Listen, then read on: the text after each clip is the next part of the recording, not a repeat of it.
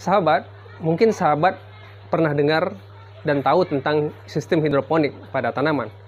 Nah, integrated urban farming ini merupakan bentuk modifikasi dari sistem hidroponik. Ya, semacam hidroponik plus-plus begitulah. Sahabat ingin tahu? Simak videonya berikut ini.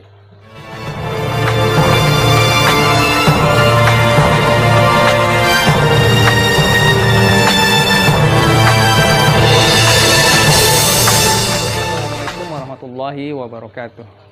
Saudara, jumpa lagi dengan saya di channel ini. Saudara, konsep integrated urban farming pada dasarnya adalah pengembangan dari sistem aquaponik.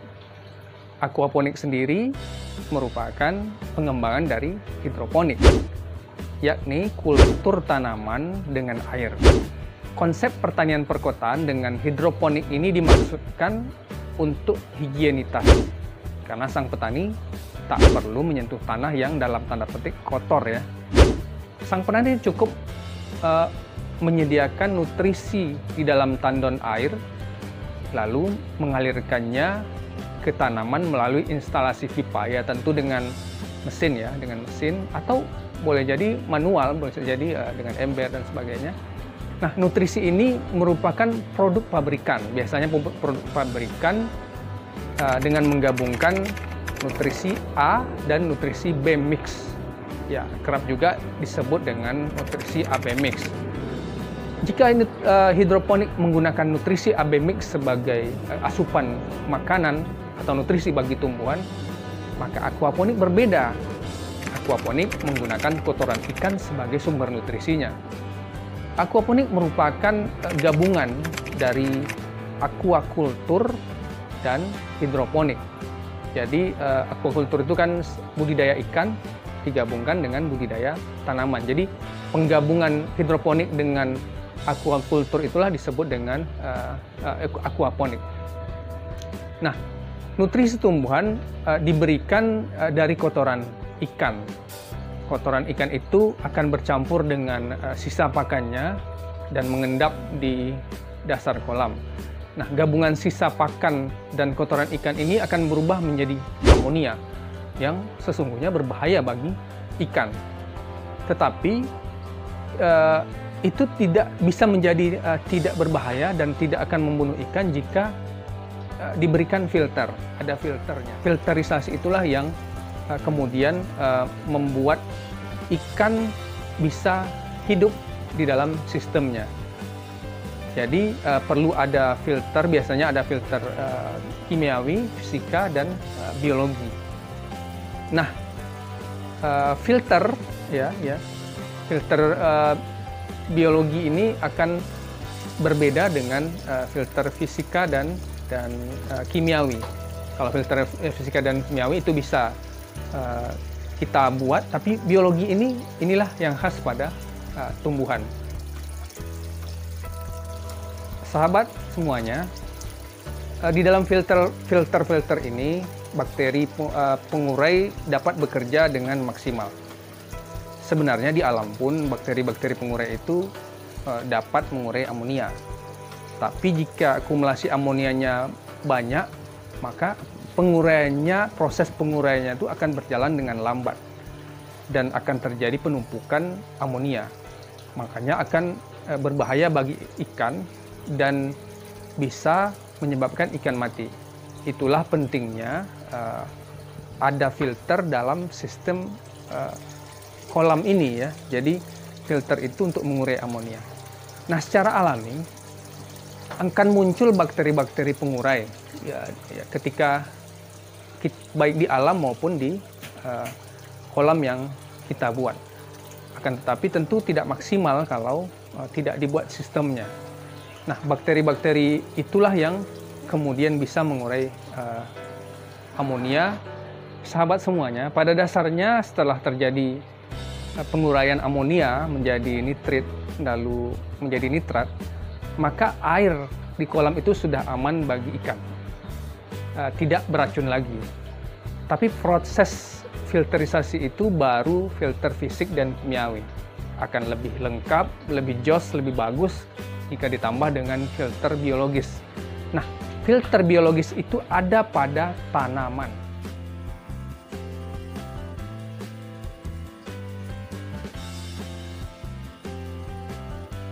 Jadi, penggunaan tanaman pada sistem ini memiliki manfaat ganda bagi sistem.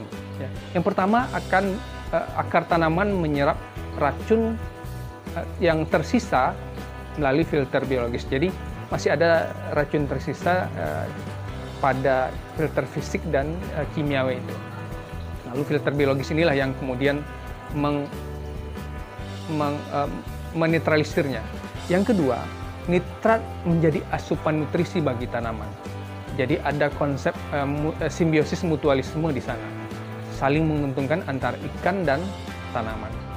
Sahabat hijau, memang kita tidak bisa mengatur kadar nutrisi pada sistem aquaponik dengan maksimal. Ya, beda dengan sistem hidroponik. Jadi kalau nutrisi kurang dapat kita tambah itu pada sistem hidroponik. Ya, misalnya airnya kita berikan abemik 1000 ppm, lalu karena kebutuhan tanamannya ini maksimal, maka kita tambah menjadi 2000 ppm misalnya. Itu bisa pada sistem hidroponik, tapi aquaponik tidak bisa. Tapi kalau kita lihat tanaman-tanaman pada aquaponik itu sesungguhnya juga bisa besar, ya, bukan hanya tanaman biasa, kangkung ya, kalau orang-orang kan sering mencontohkan kangkung, tapi bisa juga pada tanaman yang lain, sawi misalnya, selada misalnya, atau bunga kol misalnya. Itu bisa maksimal hanya dengan sistem aquaponik, tidak perlu penambah nutrisi lainnya. Kalau Anda mau lihat contohnya, saya ambilkan ya. Ini dari sistem aquaponik saya ya. Ini ada 2 mungkin. Ya. Ya. Ini ada selada ya, selada. Dan ini ada bunga kol. Ini ada kolnya sudah mulai tumbuh ya. Saya kira ini cukup membuktikan bahwa aquaponik itu bisa maksimal walaupun tambahan AB mix-nya. Jadi nutrisi AB mix-nya tidak ada tambahan, cukup dari ikan ini saja, dari kolam ikan ini saja. Sahabat semuanya, jika sahabat merasa tidak puas dengan sistem aquaponik ini, maka ada solusi lainnya. Memang kadang-kadang sistem aquaponik ini tidak cukup memuaskan dari segi kecepatan. Jadi agak lambat, kalau pengalaman saya agak lebih lambat dari target-target kita. Misalnya selada yang di samping saya ini ya, itu lebih lama sedikit lah daripada mungkin hidroponik. Jadi kalau hidroponik perlu waktu hanya 45 hari misalnya untuk sebesar ini bisa 2 bulan, mungkin lebih sedikit. Jadi lebih lama sedikit. Tapi kan bisa juga besar, bisa juga maksimal seperti ini. Nah, kalau tanaman-tanaman selain sayuran, jadi perlu dicatat juga, semua sayuran cukup dengan hidroponik. Tapi ada tanaman-tanaman lain yang memang memerlukan nutrisi lebih. Ya, tidak cukup dari sistem air, bahkan hidroponik pun mungkin bisa tanaman-tanaman yang agak besar itu mungkin bisa, tapi aquaponik sepertinya tidak begitu maksimal. Makanya saya kenalkan sistem baru yang saya sebut dengan hidroponik plus plus. Hidroponik plus plus ini adalah hidroponik plus ikan, yaitu disebut aquaponik. Lalu yang kedua hidroponik plus yang keduanya adalah ternak. Jadi hidroponik plus ikan, hidroponik plus ikan dan ternak. Jadi ada 3. Nah, sistem inilah yang akan memaksimalkan tanaman. Jadi semua tanaman jadi bisa masuk dalam sistem ini yang betul-betul terintegrasi. terintegrasi antara tanaman, ikan, dan ternak. Tentu tidak bisa langsung dimasukkan dalam sistem. Pupuk kandang itu begitu keluar ya, fesesnya itu tidak bisa langsung kita masukkan dalam sistem aquaponik, baik ke dalam kolamnya ataupun ke dalam pot tempat tanah tumbuhannya, ataupun dalam net pot ya. Net pot itu kan tempat kecil ya, semacam pot kecil yang tidak ada tanah, tidak ada apa-apa, tapi bisa langsung ke aliran airnya. Jadi dia tidak ada tanah. Tapi dalam pot juga bisa dengan sistem sumbu. Nanti saya terangkan lebih banyak. Itu tidak bisa masuk kotoran ikan, kotoran ternak itu tidak bisa masuk langsung ke dalam sistem. Tapi harus melalui fermentasi terlebih dahulu. Atau kita biarkan, kalau agak lama fermentasi bisa lebih cepat, tapi bisa mungkin 2 pekan atau 3 pekan. Tapi kalau kita kotoran ternaknya kita biarkan, itu bisa lebih lama. Kenapa tidak bisa? Ya, karena ikan itu jangankan kotoran dari makhluk lain ya, dari kelinci atau dari ayam. Kotoran dia sendiri saja bisa membunuhnya. Jadi begitu juga tanaman. Dia tidak bisa begitu fesesnya keluar dari ternak kita, langsung kita masukkan ke tanaman, tidak bisa. Harus difermentasi terlebih dahulu. Itu salah satu kunci penting dari sistem hidroponik plus ini. Sahabat semuanya, kita kembali sedikit kepada bakteri Nitrobacter yang pernah saya sampaikan tadi sebelumnya. Sahabat tahu dari mana bisa muncul bakteri Nitrobacter itu? Bakteri Nitrobacter itu bisa dibudidayakan, bisa diternakkan, bisa dikembangkan dari pupuk kandang. Jadi dari kotoran ternak itulah dia muncul ya. Allah menciptakannya dari media itu.